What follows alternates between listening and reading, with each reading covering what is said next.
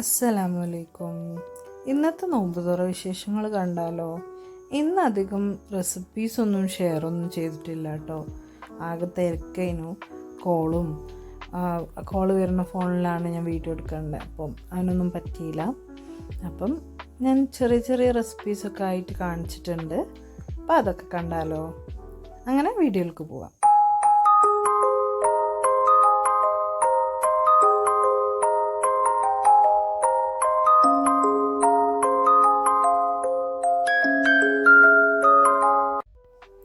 ഇന്ന് പൊലച്ചക്ക് ചിരങ്ങ താളിച്ചതും ചോറും പിന്നെ കൈപ്പക്ക പൊരിച്ചതും അതിനോട്ടോ ഉണ്ടായിരുന്നത്.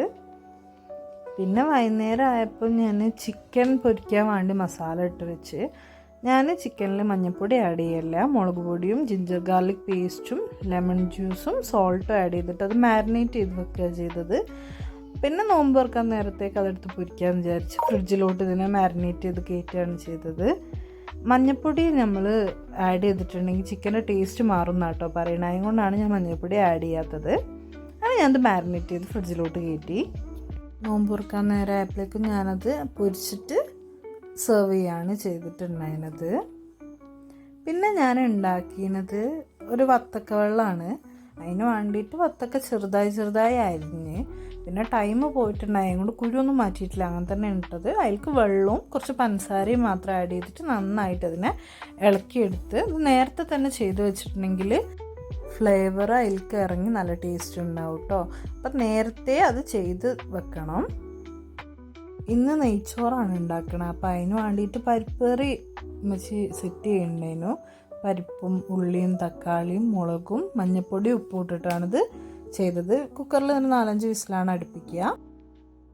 ഇനിയൊരു പക്കോട ഉണ്ടാക്കുക വിചാരിച്ചു ഒനിയൻ്റെ. അപ്പോൾ ഒനിയനും അതിലേക്ക് ജിഞ്ചർ ഗാർലിക് പേസ്റ്റും മുളക് പൊടിയും മഞ്ഞൾപ്പൊടിയും ഉപ്പും ആഡ് ചെയ്ത് ഇതിലേക്ക് പിന്നെ നമുക്ക് വേണമെങ്കിൽ ഗ്രീൻ ലീവ്സ് ആയിട്ടുള്ള കറി ലീവ്സ്, കൊറിയാൻഡർ, മിൻറ്റ് ലീവ്സും ആഡ് ചെയ്യാൻ എൻ്റെ അടുത്ത് ഉണ്ടായില്ല. അപ്പം ഞാൻ ജസ്റ്റ് കറി ലീവ്സ് മാത്രമേ ആഡ് ചെയ്തിട്ടുണ്ടായിരുന്നുള്ളൂ. ഇതിലേക്ക് പിന്നെ കടലമാവും പിന്നെ കുറച്ച് മൈദയും ആഡ് ചെയ്യുക. എന്നിട്ട് അതിലേക്ക് കുറച്ച് വെള്ളം ഇതാക്കിയിട്ട് ഇതിനൊന്ന് പൊരിച്ചെടുക്കാൻ പറ്റുന്ന കൺസിസ്റ്റൻസിക്ക് ഞാൻ കുഴച്ചെടുത്തിട്ട് അത് പൊരിച്ചെടുക്കുകയാണ് ചെയ്തിട്ടുണ്ടായിരുന്നത്. എൻ്റെ തിരക്കൊക്കെ കഴിഞ്ഞ് ഇതൊക്കെ ചെയ്യാൻ വന്നപ്പോഴേക്കും ഉമ്മച്ചിയെല്ലാം സെറ്റാക്കിയിട്ടുണ്ടായിരുന്നു. അങ്ങനെ നോമ്പ് തുറക്കാൻ നേരമായപ്പോഴേക്കും കട്ട് ഫ്രൂട്ട്സും നേരത്തെ പക്കോട പൊരിച്ചതും പിന്നെ ജ്യൂസായിട്ട് വാട്ടർമെലൻ്റെ ജ്യൂസും പിന്നെ ഉമ്മച്ചി ഒരു മിൽക്ക് ഷേക്ക് ഉണ്ടാക്കിയിട്ടുണ്ടായിരുന്നു സ്ട്രോബെറീൻ്റെത്. അത് റെഡി ആയിട്ടുണ്ടായി.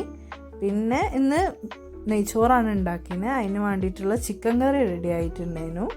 പിന്നെ നെയ്ച്ചോറും പിന്നെ ഒരു കടിയായിട്ട് നൂൽപുട്ടും ഉണ്ടായിരുന്നു. അങ്ങനെ അതെല്ലാം ഉമ്മച്ചിയാണ് കേട്ടോ പ്രിപ്പയർ ചെയ്തത്, നെയ്ച്ചോറും നൂൽപുട്ടും. പിന്നെ ചിക്കൻ പൊരിച്ചത് ഉണ്ടായിരുന്നു.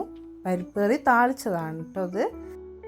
നോമ്പ് തുറക്കാൻ നേരം കട്ട് ഫ്രൂട്ട്സും നേരത്തെ കടികളും ജ്യൂസുകളൊക്കെ ഉണ്ടായിരുന്നു. അത് ഫിനിഷ് ചെയ്തിട്ട് ഞാൻ നെയ്ച്ചോറും പരിപ്പ് കറിയും പിന്നെ ചിക്കൻ പൊരിച്ചൊക്കെ കൂട്ടിയിട്ട് ഭക്ഷണം കഴിച്ച്. അപ്പം അത്രയേ ഉള്ളൂ. ഇൻഷാ അല്ലാഹ് ഇനി അടുത്ത വീഡിയോയിൽ കാണാം.